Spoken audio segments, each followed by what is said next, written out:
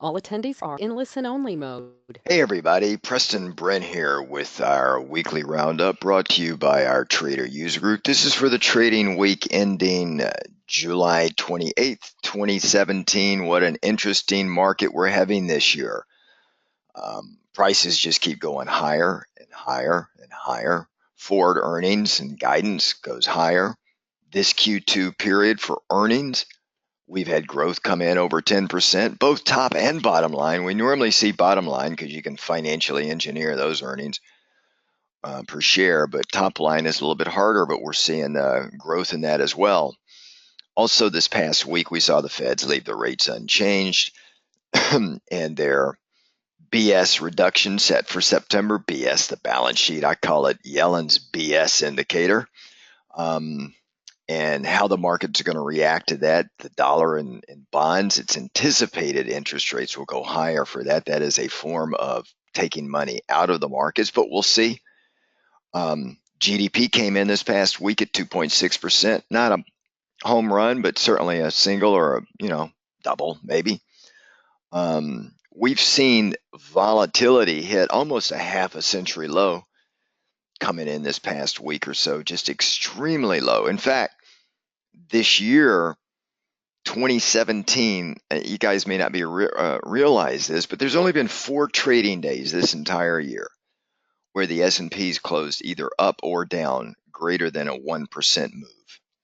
Unbelievable. That's about 3% of the time this year that's happened. Now, the norm for us, the norm is 24%. So it is with the norm coming in at 24%, then we're clearly in a very, very quiet mode. Now, some hedge funds have been taking advantage of that by shorting VIX futures. Over the past year, I know a lot of people like to go long VIX futures. That's kind of what people do. But many hedge funds have, doubled their money over the past year by selling VIX futures, going out in the future and shorting them. And that's going to work until it doesn't work. And that's how many hedge funds go bust. We've got the ETFs, XIV, UVXY, TVIX, all of these. If we have any kind of volatility pop more than 2 or 3% in one day, 2 or 3 points in one day, which would be about a 30 or 40% pop percentage-wise on a percentage basis of the VIX, we could see mass liquidation of XIV, UVXY, and TVIX. Now, if they do that, what do they got to do? They got to go and buy back in their shorts of volatility futures, and they adjust their shorts and longs each day. And that buying of futures can accelerate the pop in volatility. So we're getting to one of these extremes. And remember what I always say about the markets: it moves in extremes. The pendulum always swings forward and back, and it always goes further than it should until you come back to a more normalized environment. So volatility is clearly in one of those pendulum swings to the downside, and you got to be very careful of that. So one of the things that's been blamed for low volatility is index funds. And it's more of like chasing returns, because a lot of big money, rather than trying to find those stocks that are going to move higher, finding that needle in the haystack, I guess they're just buying the haystack. So passive investing has kind of been all the rage over the past couple of years for big funds and big money. So if you have 100,000 and you buy one of these passive funds, they don't just allocate money to a half a dozen different stocks in particular sectors. They'll go out and allocate it to almost all the stocks in the fund. And let's say it's the S&P fund. So good and bad stocks kind of rise with the tide. Problem with that, though, is when the markets start to pull back, they're going to do the same thing, but only in reverse.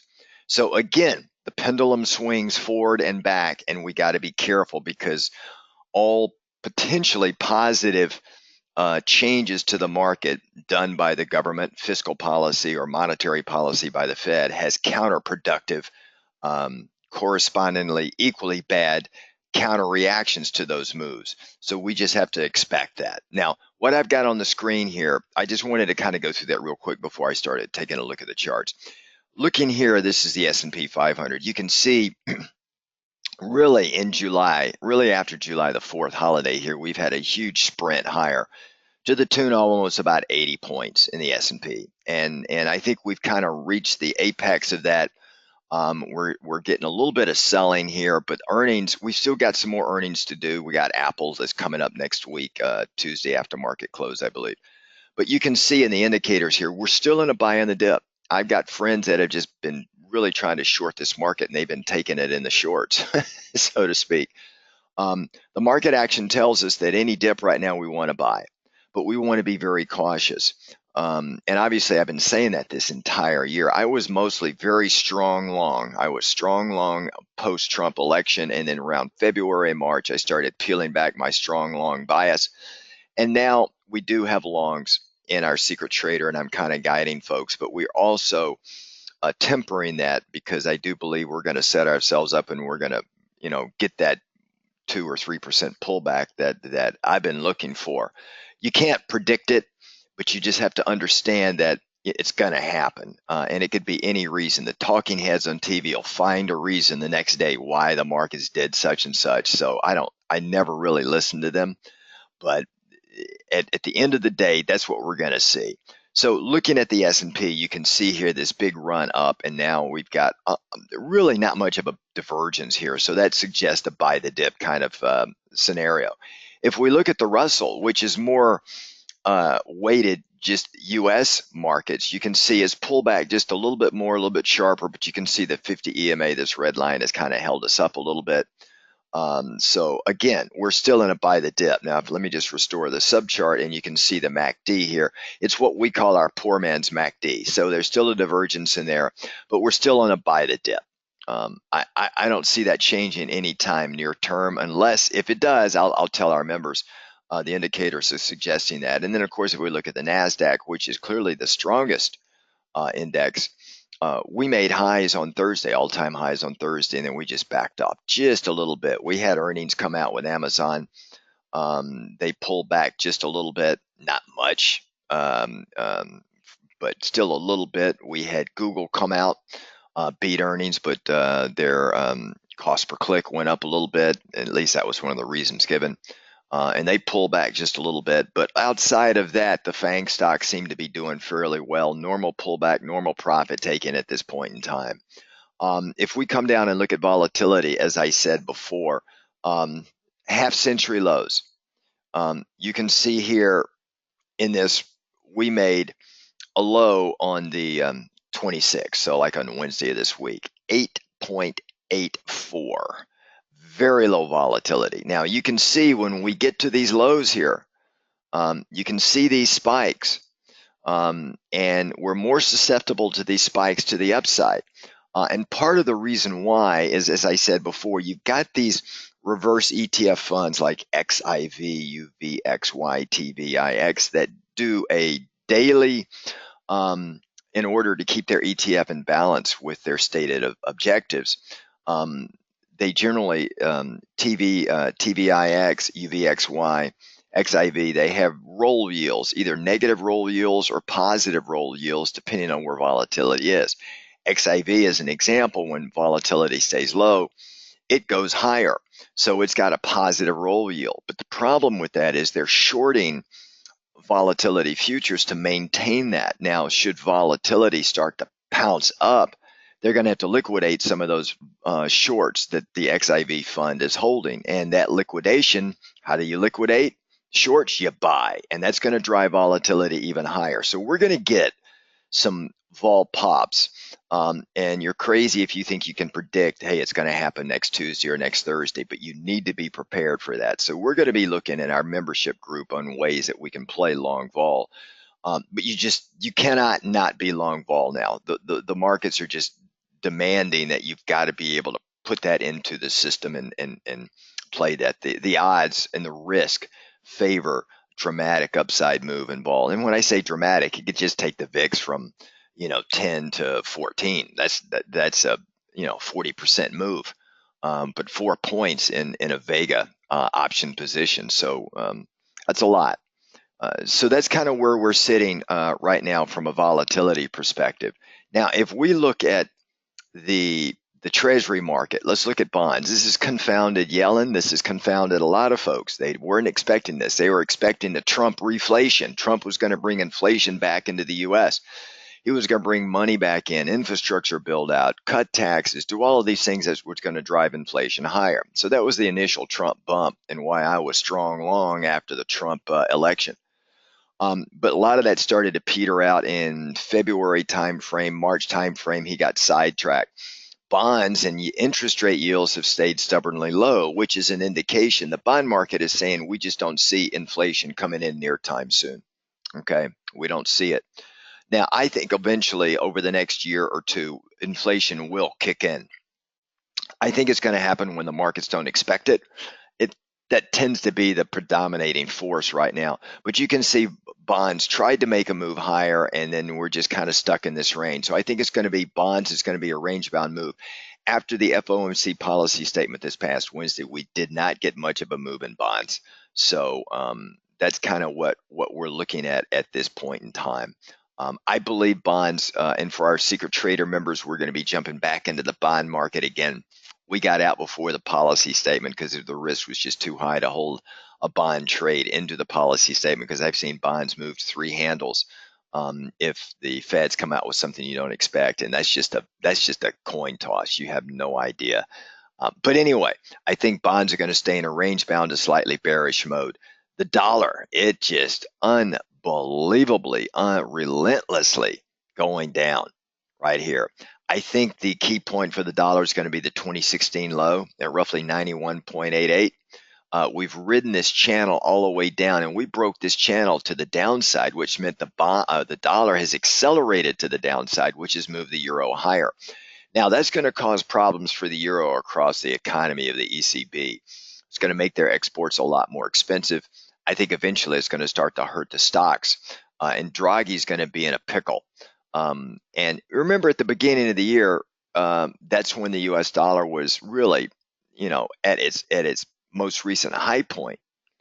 Right here, if you look right here at 2017, at the beginning of 2017, right in this area here, that was the high point with the dollar, and then it's just worked its way down. And the reason why the dollar moved up post-Trump bump was they were expecting reflation, interest rate rises quicker, inflation coming in. It never happened, and the dollar's just given every single bit of it back up from the election itself, which was right at this point here. So the dollar's actually moved lower. Inflation is going to be here to stay until or unless something changes. And it's going to really make it harder for Yellen to raise the rates here in the U.S. So she's in a pickle. The one thing she can do, however, is do her BS reduction, the balance sheet reduction. So let's see what happens.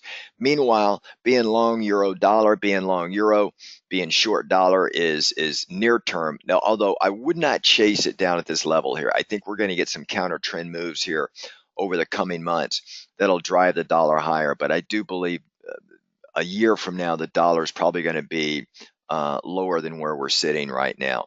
Now, a lower dollar, stronger euro, that also tends to, let me just get this down here, that tends to bump up gold. And as you can see here, gold is starting to make a run. All right. And I have said, I've been on record as saying that, well, let's get this thing over here like this. It's my pad's not working that well on this thing here. I don't know why it's freezing up on me. Here we go. So you can see gold, we're just in a wider range, 1,300 down to 1,200. Now, when we were up here, I said gold more than likely was going to come down and test this support zone here, which is exactly what it's done.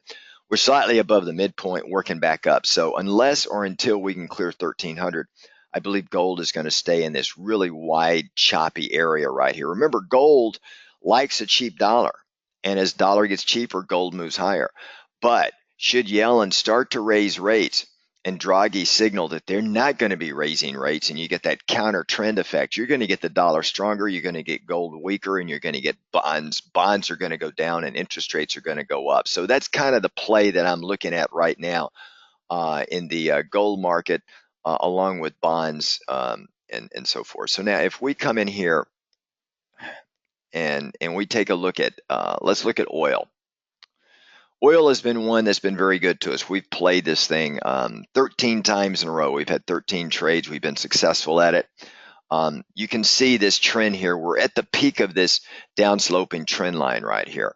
In fact, if I were to just draw this line on the chart here so that you guys can see what I'm talking about here, it's this line right here. All right. Well, that was probably the most screwy line I've ever seen. So let's try it again. So if we draw this line down here like that, you can see we're breaking out of this downsloping trend line right here. So typically when you have a breakout like this, you do a retest and then it goes higher. If it retests and goes higher, then this is the area right in here that I think we're going to be moving up to. Okay. We're holding long bond futures, but it's part of an overall position trade that we've got going on right now. And so if we look at this trade and we look at the area here, what I'm saying is the oil, the next major resistance area for oil is going to be around 51.50, 52. All right. If we clear that, we're going to be moving up to the 54 area. I think oil is not going to get much higher than the 2017 open price of 54.20. 55 area is kind of like my peak if we get there. But we've just been in a wider sell-off here. Very choppy, but we've been moving down. We make lower lows, lower highs. We're still in the lower low, lower high threshold. But with us taking out this downsloping trend line, I do believe that, the next stop is around 51.50, 52 for oil. So that's kind of where we're sitting in the oil market right now. All right, everybody, that's a little bit of a quick summary of where the markets are sitting going through July 28th. We got a real interesting week coming up. As I said, Apple is one of the key stocks coming out for earnings on Tuesday. We're going to get some employment numbers next week. It's expected that the employment rate will go actually down to 4.3%. So let's see what happens. And because we're now post-Fed policy statement, the Fed governors can step up to the microphone and do their typical let's screw with the market routine. Putting out all sorts of innuendo, like cats running in 180 different directions at the same time. Then it drives the markets batshit crazy. All right, everybody, if you're not a member of our group, I highly encourage you to come in. I got some links here in the video you should take a look at and click on. I think you'll enjoy them. We've got some offers up here. We've got our secret trader. We're doing well for the year, and I suspect we're going to get some surprises in the second half of the year, and I'm looking forward to them.